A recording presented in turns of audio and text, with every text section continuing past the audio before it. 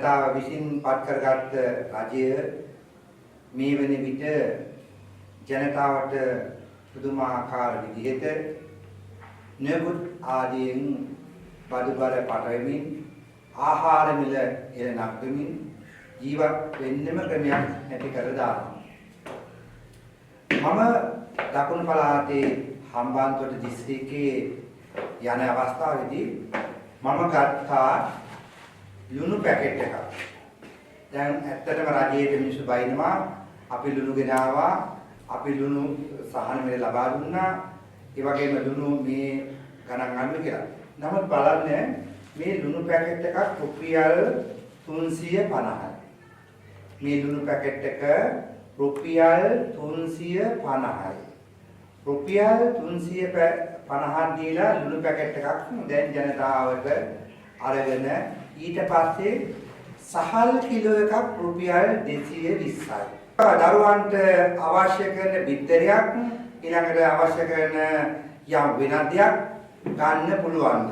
ඒ වගේම තමයි මහා පරිමාණයෙන් අමාත්‍යවරු ටික කෑකෝ ගහනවා අපි තමයි කරන්නේ කියලා. මම ඒ සෑම කෙනාගේම ඇමතිවරුන්ගේ මන්ත්‍රීවරුන්ගේ අහන්න කැමති දැන් රටේ ජනතාවට දුන්නු සහන මොන වගේ දෙයක්ද? දැන් ලුණු නිෂ්පාදනය කළා අපි රටෙන් විදේශ රටකට යන්න පුළුවන්. යවුවද කොහෙද යවුවේ? ආපස්සට ලුණු පිටරටම ලංකාවට ගෙන්නුවානේ. ඒක හොඳයිද? මම තියන්නේ කරුණා කරලා මම වත්මන් රජයේ පාලක කාර්යාලයෙන් ඉල්ලා සිටිනවා මේ ජනතාවට පුළුවන් තරම් මේ බඩු ගහන එක අඩු කරලා බඩු අඩු කරාට පස්සේ ජනතාවට ජීවත් වෙන්න පුළුවන්. දැන් විදුලි බිල සම්පූර්ණ වැඩි කරලා දෙනවා. විදුලි බලය වැඩි කරලා තියෙනවා. විදුලියෙන් ජනතාවට සාහනයක් නැහැ. ඒක කොහොමද දැන් මේ අලි මිනිස් ගැටුම් ඇති වෙන පළාත් වලට විදුලිය නැතුව කොහොමද මිනිස්සු ජීවත් ආරක්ෂා වෙන්නේ? මේක ගැන හිතන්න බැරවද? දැන් අනුරාධපුර, පොළොන්නරුව, හම්බන්තොට ආදී පළාත්වල විශේෂයෙන් අලි ග්‍රහණය වැඩි. මේ අලින්ට විදුලි රැහැක් ඒක ගෙදරකට විදුලි බුලක් දාගන්නේ බොහොම අමාරුයි. ඒක විලාවට පස්සේ අනේ පපුව රත් වෙනවා, සමහර heart attack හැදෙනවා.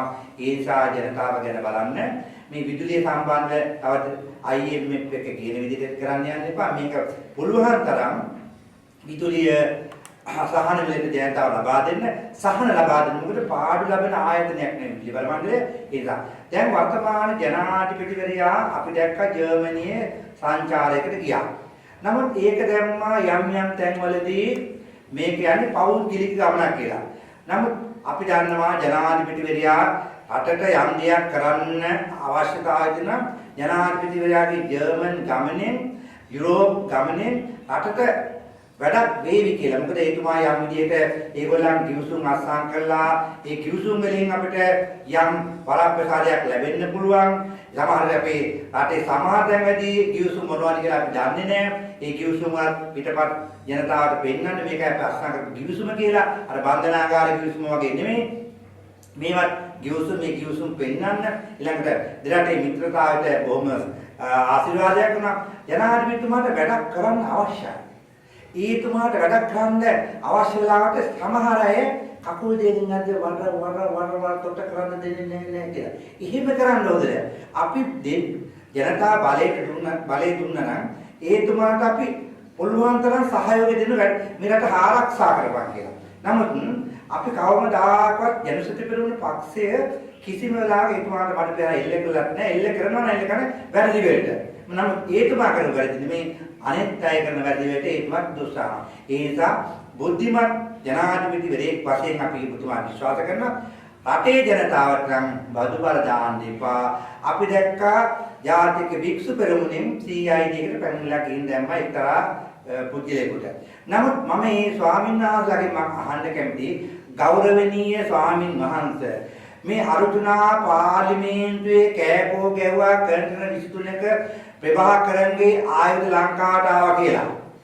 එතකොට ජනාධිපතිතුමාත් නේද මේකේ ප්‍රහාර එල්ල කරේ.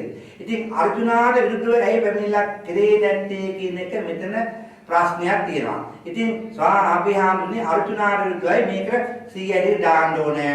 නමුත් ඇත්ත යම් කෙනෙක් කතා කරනවා නම් ඒ ඇයට නෙමෙයි ගෞරවනීය අපේ ජාතික භික්ෂු පෙරමුණ ජාතික ජන බලවේගයට අය අදාළ භික්ෂු පෙරමුණේ අපේ ස්වාමීන් වහන්සේම ගෞරවයෙන් ආරාධනා කරනවා ජාතික ජන බලවේගය විනාශ කරන්න අර්ජුනා පාර්ලිමේන්තුවේ කෑකෝ ගන්නවා අවියාවද ගෙනාවා කරන ලංකාවට ඒ වගේ තියෙන්නේ අපේ වේලුපුලේ ප්‍රභාකරන්ගේ ආයුධ කියලා කිව්වා. ඉතින් මේකට විරුද්ධවයි පැමිණලා දාන්න ඕන. ඒ නිසා කරුණාකරලා උඩ බලාගෙන කෙල ගැහුවොත් අපේ මුණේ මම කවදාකවත් වික්‍රම මහල් රැකලි දි කරන්නේත් නැහැ. මෙතනදී යම් වැරද්දක් විදිහට වෙලා තියෙනවා. රට ගැන හිතන්න අර්ජුනා කියපු කාරණාව ගැන අප්‍රමාණ දුර හිතන්න අර්ජුනා කිව්වේ මොනවාද? මොකද පාර්ලිමේන්තුවේ වරාප්‍රසාද මැද පාර්ලිමේන්තු මන්ත්‍රී ගරු දොස්තර අර්ජුනා මන්ත්‍රීතුමා මේ කිව්ව කාරණා සම්බන්ධව ගෞරවනීය ස්වාමීන් වහන්සේලා ගිහිල්ලා 100යිට පැමිණලා දාන්න. එතකොට උවහන්සේලාගේ පැමිණිල්ල ක්‍රියාත්මක කරાવી. එතකොට අනුර කුමාර චානක ජනක මේක ශක්තියක් වෙනවා. ස්තුතියි තිරුවන් සරණයි.